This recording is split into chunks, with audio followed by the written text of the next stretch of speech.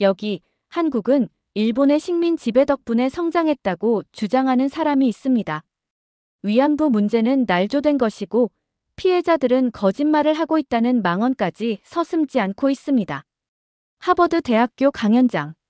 이 충격적인 발언에 한 한국인 교환학생은 분노하며 자리에서 일어섰습니다. 그는 일본인 학생에게 상상도 못할 반박을 쏟아내기 시작했는데요. 과연 이 엄청난 논쟁의 끝은 어떻게 되었을까요?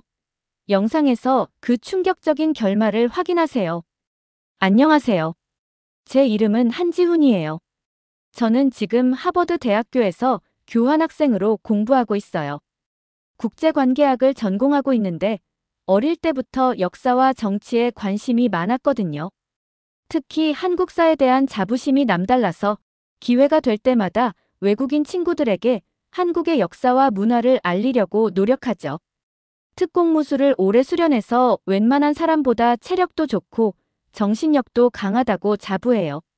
매사추세츠의 늦가을 햇살은 따스했지만 MIT에서 열린 동북아 정세 특별 강연장의 분위기는 어딘가 모르게 차갑게 느껴졌어요. 하버드와 MIT는 서로 경쟁 관계이기도 하고 학문적인 자존심도 강한 곳이니까요. 저는 오늘 강연을 통해 동북아시아의 복잡한 국제 관계에 대한 새로운 시각을 얻을 수 있을 거라는 기대감에 부풀어 있었어요. 강연장에는 저처럼 교환학생으로 보이는 다양한 국적의 학생들뿐만 아니라 교수님, 연구원 등 진지한 표정의 사람들도 많이 보였어요. 강연은 김 교수님의 날카로운 분석과 함께 순조롭게 진행되었어요. 김 교수님은 동북아시아 정치 전문가로 MIT에서 객원 교수로 초빙되신 분이었죠. 한국 분이셨는데 냉철하면서도 유머를 잃지 않는 강의 스타일이 인상적이었어요. 교수님은 복잡한 국제 정세를 명쾌하게 설명하면서도 각국의 이해관계와 역사적 배경을 꼼꼼하게 짚어주셨어요. 저는 교수님의 말씀을 하나라도 놓칠세라 열심히 필기하며 강연에 집중했어요. 강연이 중반을 넘어서면서 질의응답 시간이 시작되었어요. 한 일본 여학생이 손을 들었어요. 하버드 정치학과 학생이라는 유미 사토였어요. 그녀는 또렷한 목소리로 한미일 군사 협력의 중요성에 대해 질문했어요. 처음에는 평범한 질문이라고 생각했는데 그녀의 말이 이어질수록 저는 점점 불편함을 느꼈어요. 유미는 한미일 군사 협력의 중요성을 강조하면서 한국이 경제적으로나 군사적으로 일본에 의존하고 있다는 뉘앙스를 풍겼어요. 마치 한국은 일본의 도움 없이는 스스로 설 수 없는 나라라는 듯한 말투였죠. 저는 순간 화가 치밀어 올랐어요. 유미의 발언은 명백한 사실 왜곡이자 한국에 대한 무시였으니까요. 저는 참을 수 없었어요. 유미의 말이 끝나자마자 저는 자리에서 벌떡 일어났어요. 강의실 안에 있던 모든 사람들의 시선이 저에게 쏠렸어요. 저는 떨리는 목소리를 가다듬고 유미의 주장에 대해 조목조목 반박하기 시작했어요. 6.25 전쟁 이후 폐허 속에서 한강의 기적이라 불리는 놀라운 경제 성장을 이룩한 한국, K-팝과 K-드라마를 통해 전 세계에 한국 문화를 알리고 있는 한국, 그리고 민주주의를 향한 끊임없는 투쟁으로 자유와 정의를 쟁취한 한국에 대해 이야기했어요. 제가 한국의 경제 성장과 문화적 영향력, 그리고 민주주의 발전에 대해 열변을 토하자 유미는 당황한 듯 보였어요. 하지만 그녀는 곧 냉소를 되찾고 저의 주장에 반박하기 시작했어요. 그녀의 반박은 저를 더욱 경악하게 만들었어요. 유미는 일본이 과거 아시아의 해방을 위해 전쟁을 일으켰다는 주장을 펼쳤어요. 마치 일본이 아시아 국가들을 식민 지배로부터 구원하기 위해 어쩔 수 없이 전쟁을 일으켰다는 듯한 뉘앙스였죠. 저는 유미의 뻔뻔함에 말문이 막혔어요. 그녀의 주장은 명백한 역사 왜곡이자 일본 제국주의의 침략 전쟁을 정당화하려는 궤변이었으니까요. 유미는 거기서 멈추지 않고 한국이 일본의 통치 덕분에 근대화될 수 있었다고 주장했어요. 일제강점기 동안 일본이 한국의 경제와 사회 발전에 기여했다는 이른바 식민지 근대화론을 옹호하는 발언이었죠. 저는 이 주장이 얼마나 허황되고 위험한 생각인지 잘 알고 있었어요. 유미의 망언은 계속되었어요. 그녀는 심지어 위안부 문제도 날조된 것이라고 주장했어요. 일본군 위안부 피해자들의 고통스러운 증언과 역사적 증거들을 모두 부정하며 한국인들이 피해자 행세를 하며 일본을 괴롭힌다는 그건까지 서슴지 않았어요. 저는 분노를 넘어 참담함을 느꼈어요. 유미의 역사인식은 심각하게 왜곡되어 있었고 그녀의 발언은 일본군 위안부 피해자들의 존엄성을 짓밟는 폭력이었어요. 저는 더 이상 참을 수 없었어요. 유미의 망언을 하나하나 반박하며 일본 제국주의의 만행을 낱낱이 폭로하기 시작했어요.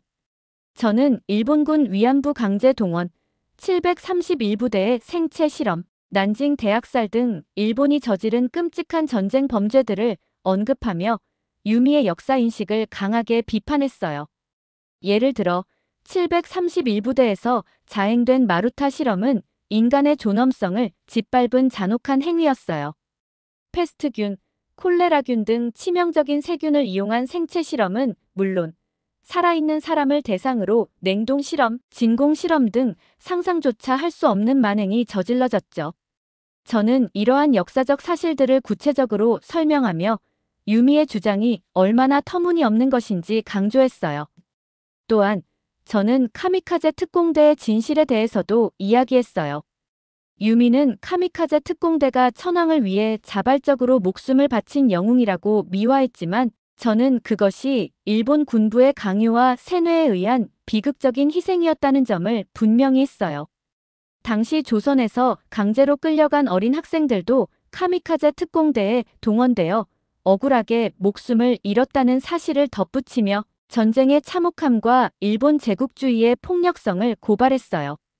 실제로 카미카제 특공대원들의 유서를 보면 천황에 대한 충성심보다는 가족에 대한 걱정과 삶에 대한 미련이 가득 담겨 있는 경우가 많아요. 저는 이러한 구체적인 사례들을 제시하며 유미의 주장이 얼마나 허구에 기반하고 있는지 지적했어요. 저는 유미에게 일본이 과거의 잘못을 진심으로 반성하고 사죄해야만 진정한 화해와 평화가 가능하다고 말했어요. 독일이 나치 과거사를 철저히 반성하고 피해자들에게 보상하며 국제사회의 책임 있는 일원으로 거듭난 것처럼 일본도 과거사에 대한 책임을 회피하지 말고 진실을 직시해야 한다고 강조했어요. 저와 유미 사이의 논쟁은 점점 격렬해졌어요.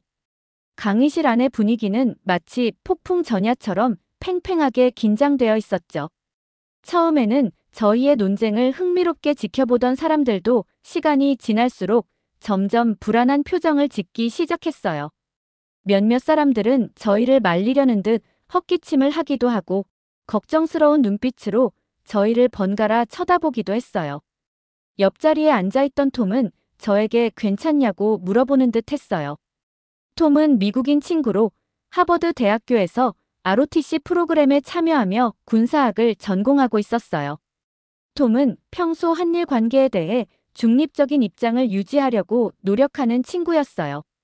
하지만 지금은 유미의 발언이 도를 넘었다고 생각하는 듯 굳은 표정으로 유미를 쏘아보고 있었어요.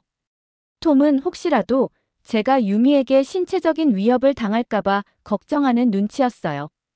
저도 특공무술 유단자이긴 하지만 상대는 여자였고 이곳은 엄연히 강의실이었으니까요. 김 교수님은 저희의 논쟁을 제지하지 않고 가만히 지켜보고 있었어요. 교수님은 날카로운 눈빛으로 저희를 번갈아 쳐다보며 저희의 주장과 논리 그리고 감정 변화까지 모두 꿰뚫어보고 있는 듯 했어요. 저는 교수님이 이 상황을 어떻게 정리하실지 궁금했어요. 교수님은 동북아 정치 전문가로서 한일 관계의 역사적, 정치적 맥락을 누구보다 잘 알고 계실 테니까요. 저와 유미의 논쟁은 단순한 말싸움을 넘어 역사인식과 가치관의 충돌로 번져가고 있었어요. 저는 유미의 왜곡된 역사관에 맞서 진실을 알리고 정의를 세워야 한다는 사명감을 느꼈어요. 하지만 유미는 자신의 주장을 굽히지 않았어요. 그녀는 오히려 저를 비웃으며 한국인의 감정적인 대응은 비논리적이라고 폄하했어요. 유미의 태도는 저를 더욱 분노하게 만들었어요. 저는 유미에게 일본 정부의 공식적인 사과와 배상이 이루어지지 않았기 때문에 위안부 문제가 여전히 해결되지 않은 채 남아있다고 강조했어요. 1993년 고노 담화, 1995년 무라야마 담화 등 일본 정부가 과거사에 대해 사과한 사례들이 있었지만 그 진정성에 대한 의문은 여전히 남아있다고 지적했어요. 특히 일본 정부는 위안부 강제 동원을 인정하면서도 법적인 책임은 회피하는 이중적인 태도를 보여왔다는 점을 강하게 비판했어요. 2015년 한일 위안부 합의 역시 피해자들의 의견을 제대로 수렴하지 않고 졸속으로 추진되어 많은 비판을 받았다는 사실을 덧붙였어요. 분위기는 점점 더 험악해져 갔어요. 유미는 자신의 주장이 옳다는 것을 증명하기 위해 목소리를 높였고 저 역시 유미의 주장에 반박하기 위해 더욱 강하게 대응했어요. 저희의 논쟁은 마치 끓어오르는 화산처럼 언제 폭발할지 모르는 위태로운 상황으로 치닫고 있었어요. 저는 이 상황이 어떻게 끝날지 예측할 수 없었어요. 하지만 저는 결코 물러서지 않을 것이라고 다짐했어요. 진실을 밝히고 정의를 세우는 일은 결코 포기할 수 없는 가치였으니까요. 강의실 안의 모든 사람들은 숨을 죽인 채 저희의 논쟁을 지켜보고 있었어요. 마치 한 편의 드라마를 보는 듯한 긴장감이 감돌았죠. 결국 유미는 극도로 흥분한 나머지 제 뺨을 때리려고 손을 뻗었어요. 저는 특공무술 유단자였기에 유미의 공격을 어렵지 않게 막아낼 수 있었어요. 하지만 유미는 제 손을 뿌리치려고 발버둥치며 한국인을 비하하는 발언을 쏟아냈어요. 저는 유미의 행동에 당황스러움과 모욕감을 동시에 느꼈어요. 이성적인 토론이 불가능한 상황이라고 판단한 저는 유미를 제압하고 더 이상의 물리적인 충돌을 막으려고 노력했어요. 강의실은 순식간에 아수라장이 되었어요. 톰은 유미의 돌발 행동에 깜짝 놀라 재빨리 경비원을 불렀어요. 경비원들이 달려와 유미를 저에게서 떼어놓았어요. 유미는 경비원들에게 끌려나가면서도 저를 향해 저주에 가까운 말을 퍼부었어요. 일본은 신의 선택을 받은 국가이며 곧 대지진이 한국을 덮쳐 멸망시킬 것이라는 극단적인 발언이었죠. 저는 유미의 발언에 어이가 없었지만 한편으로는 그녀의 증오심과 광기에 섬뜩함을 느꼈어요. 그날 이후 저는 한동안 유미를 볼 수 없었어요. 강의실에서 벌어진 소동 때문에 유미는 학교 측으로부터 징계를 받았다는 소문이 돌았어요. 저는 유미의 징계 소식에 통쾌함을 느끼기보다는 씁쓸함을 느꼈어요. 유미의 행동은 분명 잘못된 것이었지만 그녀의 왜곡된 역사, 인식과 극단적인 증오심은 어디에서 비롯된 것일까 하는 의문이 들었기 때문이죠. 며칠 뒤 저는 톰에게서 뜻밖의 소식을 들었어요. 일본의 강력한 태풍이 상륙하여 유미의 가족들이 큰 피해를 입었다는 것이었어요. 톰은 유미의 가족들이 무사한지 걱정된다며 저에게 유미에게 연락해 볼 것을 권했어요. 저는 잠시 망설였어요. 유미에게 어떤 말을 해야 할지, 유미가 저의 연락을 어떻게 받아들일지 짐작하기 어려웠기 때문이죠. 하지만 저는 결국 유미에게 위로의 메시지를 보내기로 결심했어요. 저는 유미에게 메시지를 통해 그녀의 가족들이 무사하기를 바란다는 진심을 전했어요. 유미와 저는 역사 인식과 가치관의 차이로 인해 격렬하게 대립했지만 인간적인 연민과 동정심은 여전히 남아있었기 때문이죠. 저는 유미가 겪고 있을 고통과 슬픔을 조금이나마 이해할 수 있었어요. 하지만 유미는 저의 위로에 냉담하게 반응했어요. 유미는 저는 일본은 신의 가호를 받는 국가이기에 어떤 재난도 이겨낼 수 있으며 한국인의 도움 따위는 필요 없다는 메시지를 보내왔어요. 저는 유미의 완고함과 냉소적인 태도에 실망감을 느꼈어요. 하지만 더 이상 유미에게 어떤 말도 하지 않았어요. 유미와의 대화는 더 이상 의미가 없다고 판단했기 때문이죠. 그날 이후 저는 유미와 완전히 연락을 끊었어요. 유미의 소식은 간간히 톰을 통해 전해 들을 수 있었어요. 유미는 여전히 일본 극우단체 활동에 적극적으로 참여하고 있으며 왜곡된 역사관을 굽히지 않고 있다는 것이었어요. 저는 유미의 소식을 들을 때마다 안타까움을 느꼈어요. 유미가 언젠가는 자신의 잘못을 깨닫고 진실을 마주할 수 있기를 바랐지만 그 가능성은 점점 희박해 보였어요. 시간은 쏜살같이 흘러갔어요. 하버드에서의 교환학생 생활은 저에게 잊을 수 없는 경험과 성장의 기회를 선물했어요. 다양한 국적의 학생들과 교류하며 세상을 바라보는 시야를 넓힐 수 있었고, 세계적인 석학들의 강의를 들으며 지적인 갈증을 해소할 수 있었죠. 하지만 무엇보다도 저에게 가장 큰 영향을 준 것은 유미와의 만남이었어요. 유미와의 격렬했던 논쟁은 저에게 역사 인식의 중요성과 진실을 지키기 위한 용기의 가치를 깨닫게 해주었죠. 저는 하버드에서의 학업을 성공적으로 마치고 귀국했어요. 한국으로 돌아온 후에도 저는 유미와의 만남을 잊을 수 없었어요. 유미의 왜곡된 역사관과 극단적인 민족주의는 저에게 깊은 상처를 남겼지만 동시에 제가 앞으로 무엇을 해야 할지, 어떤 삶을 살아야 할지에 대한 분명한 방향을 제시해 주었죠. 저는 국제기구에서 일하며 한국의 위상을 높이고 개발도상국들의 발전을 돕는 꿈을 꾸게 되었어요. 유미와의 논쟁을 통해 저는 한국이 단순히 경제적으로 발전한 나라가 아니라 민주주의와 인권, 평화와 정의를 추구하는 가치 있는 국가라는 것을 전 세계에 알리고 싶다는 열망을 품게 되었죠.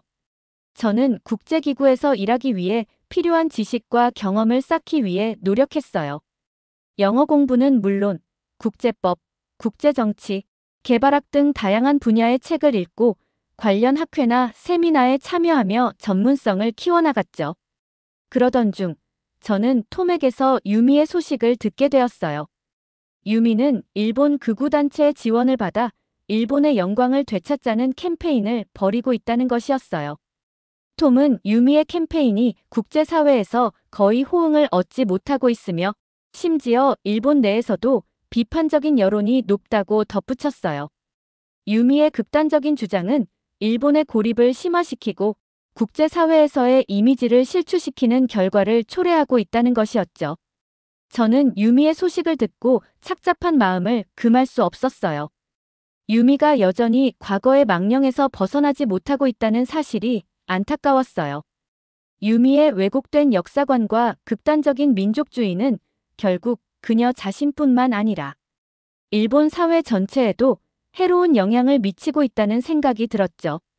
저는 유미와는 다른 길을 선택했어요. 저는 한국인으로서의 자부심을 잃지 않으면서도 세계 시민으로서의 책임감을 갖고 더 나은 세상을 만들기 위해 노력하는 삶을 살기로 결심했어요. 저는 국제기구에 진출하여 한국의 발전 경험을 개발도상국들과 공유하고 그들의 경제 성장과 민주주의 발전을 지원하는 일에 매진했어요. 저는 한국이 과거 식민 지배와 전쟁의 아픔을 딛고 일어나 눈부신 경제, 성장과 민주화를 이룩한 경험을 바탕으로 개발도상국들에게 희망과 용기를 주고 싶었어요. 저는 국제회의나 포럼에 참석하여 한국의 발전 모델을 소개하고 개발도상국들의 정책 결정자들에게 조언을 제공하는 역할을 맡았어요. 저는 한국의 경험이 개발도상국들에게 훌륭한 롤모델이 될 수 있다고 확신했어요. 한국은 단기간에 빈곤을 극복하고 경제 성장을 이룩했을 뿐만 아니라 민주주의와 인권, 법치주의를 확립하는 데에도 성공했으니까요. 저는 한국의 성공 스토리를 통해 개발도상국들이 자신감을 얻고 더 나은 미래를 향해 나아갈 수 있도록 돕고 싶었어요. 꽤 오랜 시간이 흘렀어요. 저는 그동안 국제기구에서 일하며 다양한 국가의 사람들을 만나고 여러 국제 문제들을 해결하기 위해 노력해왔죠. 때로는 좌절과 어려움에 직면하기도 했지만 한국인으로서의 자부심과 더 나은 세상을 만들겠다는 신념을 잃지 않으려고 애썼어요.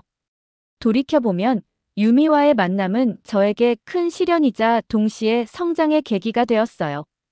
유미의 왜곡된 역사관과 극단적인 민족주의는 저에게 깊은 상처를 남겼지만 저는 그 상처를 통해 더욱 강해질 수 있었어요. 유미와의 논쟁은 저에게 역사 왜곡의 심각성과 진실을 지키기 위한 노력의 중요성을 깨닫게 해주었죠. 저는 유미와 같은 생각을 가진 사람들이 여전히 세상에 존재한다는 사실을 잊지 않고 올바른 역사 인식을 확립하고 확산시키기 위해 끊임없이 노력해야겠다고 다짐했어요. 저는 국제기구에서 일하면서 다양한 역사 왜곡 사례들을 접하게 되었어요. 일본군 위안부 문제뿐만 아니라 난징 대학살, 홀로코스트 등 인류 역사에 씻을 수 없는 상처를 남긴 사건들을 부정하거나 축소하려는 시도들이 끊이지 않고 있었죠. 저는 이러한 역사 왜곡 시도들에 맞서 진실을 알리고 피해자들의 목소리를 대변하기 위해 노력했어요. 국제회의나 포럼에서 역사 왜곡의 문제점을 지적하고 관련 자료들을 수집하고 분석하여 국제사회에 공유하는 활동을 펼쳤죠. 저는 또한 과거사 문제 해결을 위한 국제적인 협력의 중요성을 강조했어요. 독일이 나치 과거사를 청산하고 피해자들에게 보상하며 국제사회의 책임 있는 일원으로 거듭난 것처럼 일본도 과거사에 대한 진정한 반성과 사죄를 통해 동아시아의 평화와 화해에 기여해야 한다고 주장했어요. 저는 한국, 중국, 일본 등 동아시아 국가들이 과거사의 아픔을 극복하고 미래지향적인 관계를 구축하기 위해서는 진실에 기반한 역사인식, 공유와 상호 이해, 증진이 필수적이라고 믿었어요. 저는 언젠가 유미와 다시 만날 수 있을지, 그리고 그때는 유미가 자신의 잘못을 인정하고 진실을 마주할 수 있을지 확신할 수 없었어요. 하지만 저는 희망을 버리지 않았어요. 진실의 힘은 언젠가 반드시 승리할 것이라고 믿었기 때문이죠. 저는 유미뿐만 아니라 역사 왜곡에 휩쓸리고 있는 모든 사람들에게 진실의 빛을 비추고 싶었어요. 저는 그들이 과거의 망령에서 벗어나 미래를 향해 함께 나아갈 수 있도록 돕고 싶었어요. 저는 앞으로도 한국의 밝은 미래를 위해 그리고 더 나은 세상을 만들기 위해 끊임없이 노력할 거예요. 국제사회에서 한국의 위상을 높이고 개발도상국들의 발전을 지원하며 역사 왜곡에 맞서 진실을 지키는 일에 앞장설 거예요. 저는 이것이 저의 사명이자 제가 살아가는 이유라고 믿어요. 역사의 상처를 치유하고 진정한 화해를 이루는 것은 결코 쉬운 일이 아니지만 불가능한 일도 아니라고 생각해요. 저는 그 믿음을 가슴에 품고 오늘도 한 걸음씩 앞으로 나아갈 거예요. 비록 지금은 어둠 속에 가려져 있을지라도 진실은 언젠가 반드시 밝게 빛날 것이라고 믿으며. 여러분, 안녕하세요. 오늘 영상에서는 하버드 교환학생 지훈님의 이야기를 통해 역사, 인식의 중요성과 진실을 마주하는 용기에 대해 함께 생각해 보았습니다. 지훈님은 일본인 유학생 유미와의 왜곡된 역사관에 맞서 용기 있게 진실을 이야기했습니다. 유미의 날 선 비난과 공격 앞에서도 지훈님은 흔들리지 않고 한국의 눈부신 발전과 민주주의를 향한 열망, 그리고 일본군 위안부 피해자들의 고통을 증언하며 진실을 알리고자 노력했습니다. 지훈님의 용기 있는 행동은 단순히 개인적인 분노 표출이 아닌 올바른 역사인식을 확립하고 더 나은 세상을 만들기 위한 숭고한 노력이라고 생각합니다. 지훈님의 이야기를 통해 저는 역사의 진실을 외면하지 않고 마주하는 것이 얼마나 중요한지 다시 한번 깨달았습니다. 또한 왜곡된 역사인식에 휩쓸리지 않고 진실을 옹호하는 용기가 우리 모두에게 필요하다는 것을 느꼈습니다. 오늘 영상이 여러분께 깊은 울림과 감동을 주었기를 바랍니다. 영상을 보시면서 느꼈던 감정과 생각을 댓글로 자유롭게 남겨주세요. 여러분의 소중한 의견 하나하나가 더 나은 세상을 만들어가는 밑거름이 될 것입니다. 그리고 아직 저희 채널을 구독하지 않으신 분들은 지금 바로 구독 버튼을 눌러주세요. 좋아요와 알림 설정도 잊지 마시고요. 여러분의 따뜻한 관심과 응원이 저희 채널에는 큰 힘이 된답니다. 다음 영상에서는 더욱 감동적이고 의미 있는 이야기로 여러분을 찾아뵙겠습니다. 감사합니다.